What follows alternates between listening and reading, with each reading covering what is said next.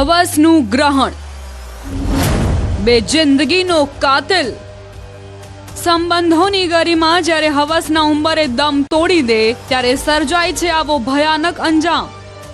કચ્છના અંજારનું ચંદિયા ગામ, જ્યાં એક માસૂમ યુવતીએ જેને પોતાનું સર્વસ્વ માન્યું હતું એ જ શખ્સે તેને મોતની ઊંડી ખાઈમાં ધકેલી દીધી।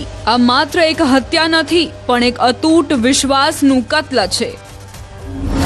કુવાનું શાંત પાણી અને એમાં તરતી એક લાશ। આ દ્રશ્યોએ આખા ચંદિયા ગામને હચમચાવી દીધું। 18 વર્ષની યુવતી જે રાજેશ રબારીના પ્રેમમાં પાગલ હતી, રાજેશે લગ્નની લાલચ આપી તેને હવસનો શિકાર બનાવી। પણ જ્યારે રાધાના ગર્ભમાં રાજેશના પાપનું અંશ ઉછેરવા લાગ્યું ત્યારે પ્રેમી મટીને રાજેશ શિકારી બની ગયો। 19 તારીખે ભોગ બનનાર યુવતીની માતા દ્વારા જાણવાજોગ થયેલી અંજાર પોલીસ સ્ટેશન ખાતે એ હેઠળ આગળ તપાસ કરતા આજે 20 તારીખે સવારે બાતમીના આધારે રાજેશ રબારી નામના યુવક સાથે એ યુવતીને પ્રેમ સંબંધ હોવાનું જાણ મળેલ, જે પોલીસ દ્વારા એની પૂછપરછ કરતા રાજેશ રબારીને એની સાથે પ્રેમ સંબંધ હતો તથા આ સંબંધ હેઠળ એ યુવતી ગર્ભવતી થયેલી અને લગ્ન ન કરે તો એ યુવતીએ પોલીસમાં કેસ કરવા માટે રાજેશ રબારીને કહેલું। રાધા લગ્ન માટે જીદ કરી રહી હતી અને રાજેશ રસ્તામાંથી કાંટો કાઢવા માંગતો હતો। 17મી ફેબ્રુઆરીની એક કાળી રાત જ્યારે રાજેશે રાધાને મોતના સરનામે એટલે કે ગામના સીમાડે બોલાવી। રાજેશ એકલો નહોતો, સાથે હતો તેનો મિત્ર રાહુલ રબારી। બંનેના મનમાં એક જ પ્લાન હતો, રાધાને કાયમ માટે શાંત કરી દેવી। રાજેશ રબારીએ તારીખ 17-18ની રાત્રે આ યુવતીને મળવા માટે બોલાવેલ। આ સમયે રાજેશ રબારી તથા તેનો મિત્ર રાહુલ રબારી બંને હાજર હતા। રાજેશ રબારી અને રાહુલ રબારીએ આ યુવતીને બોલાવી બનાવવાળી જે જગ્યા છે ત્યાં જઈ તેનું ગળું દબાવી અને મૃત્યુ નિપજાયેલું છે। ત્યારબાદ પથ્થર બાંધી અને તેને કૂવામાં લાશ ફેંકી દીધી હતી। પથ્થર બાંધી આબરૂ ડૂબાડી, કતલખાનું બન્યો કૂવો।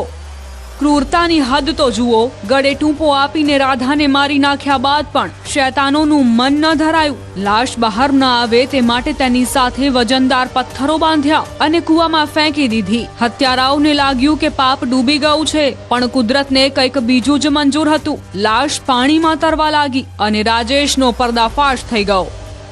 અંજાર પોલીસની સઘન પૂછપરછમાં રાજેશ તૂટી પડ્યો અને પોતાના મિત્ર રાહુલ સાથે મળીને કરેલા જઘન્ય અપરાધની કબૂલાત કરી। ફાયર ફાઇટર્સ અને એફએસએલની ટીમે લાશને બહાર કાઢી ત્યારે કાળજું કંપી જાય તેવી સ્થિતિ હતી। એક સાથે 2 જીવ લેનાર આ હત્યારાઓ હવે સળિયા પાછળ છે।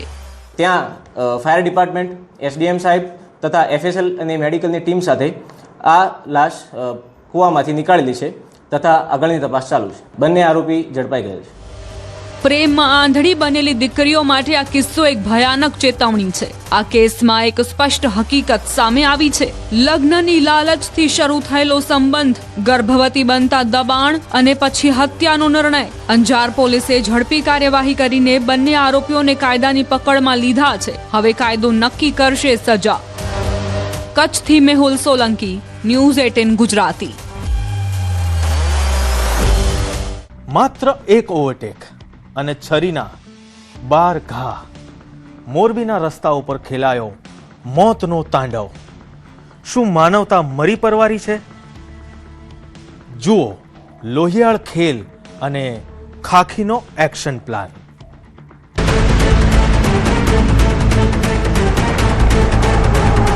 તારીખ 14 ફેબ્રુઆરી 2026।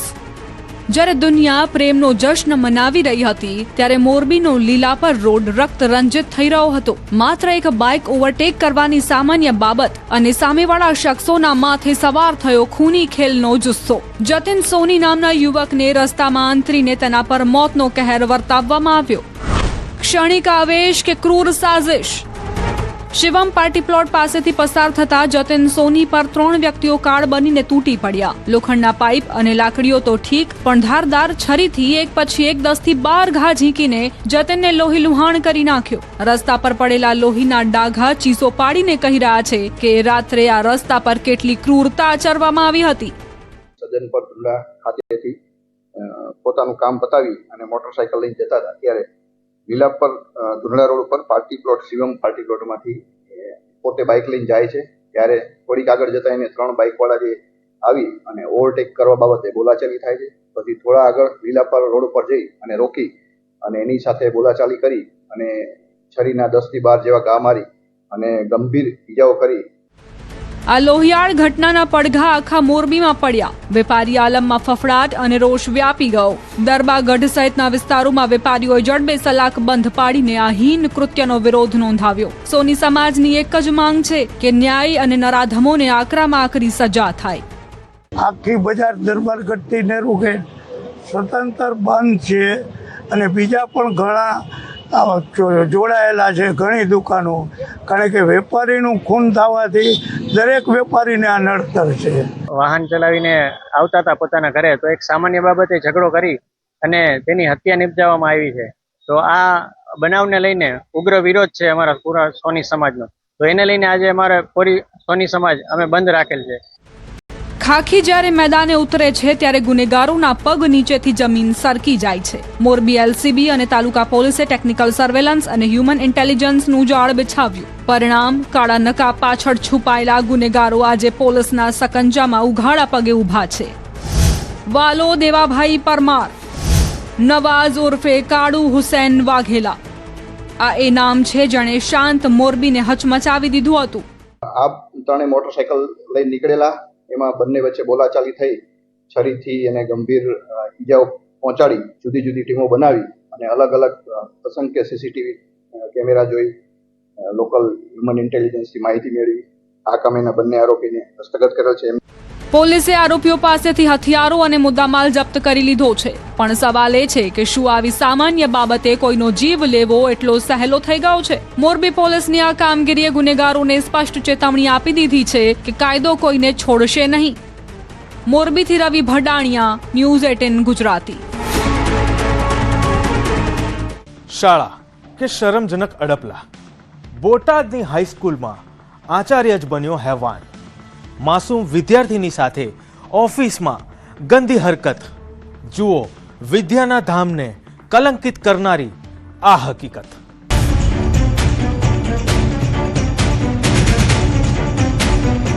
વિદ્યાનું ધામ, જ્યાં સંસ્કારોનું સિંચન થાય છે. પણ બોટાદની આ શાળામાં સંસ્કાર નહીં પણ સદાચારનું ચીરહરણ થયું છે. જે હાથોમાં ભવિષ્ય ઘડવાની જવાબદારી હતી, એ જ હાથોએ એક માસૂમ દીકરીની આબરૂ પર તરાપ મારી. સાહેબ કહેવાતા આ શખ્સનો અસલી ચહેરો હવે બેનકાબ થયો છે.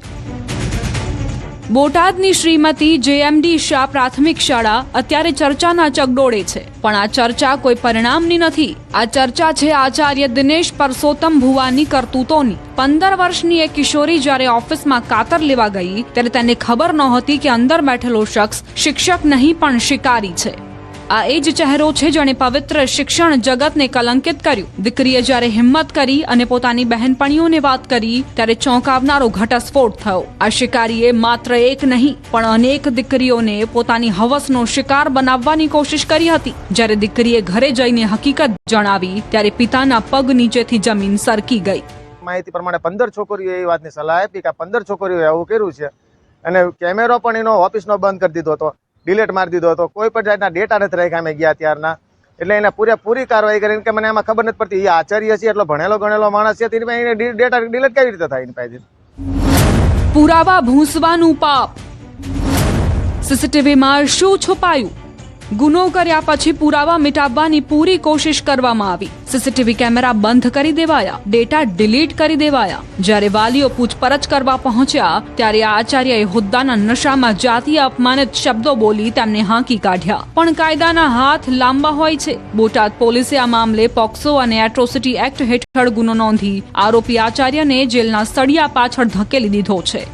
ગર્લ્સ હાઈસ્કૂલના આચાર્ય પ્રિન્સિપલ દિનેશ પરસોત્તમ ભુવા કે જેમની ઉંમર વર્ષ 45 છે, તેમના દ્વારા ફરિયાદીના દીકરી સાથે શારીરિક અડપલા કરવામાં આવેલા.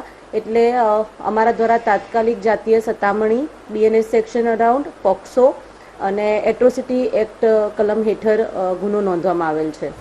પોલીસ તપાસમાં હવે એક પછી એક પરત ખુલી રહી છે. અન્ય વિદ્યાર્થીનીઓએ પણ આ આચાર્યના કાળા કરતૂતોની સાક્ષી પૂરી છે.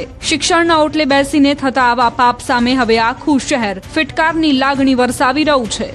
ત્યાં હાજર તમામ દીકરીઓની મુલાકાત લેવામાં આવેલ અને જે દીકરીઓ દ્વારા પણ આવી વિગતો જણાવવામાં આવેલ છે તે અંગેની અત્યારે તપાસ શરૂ છે.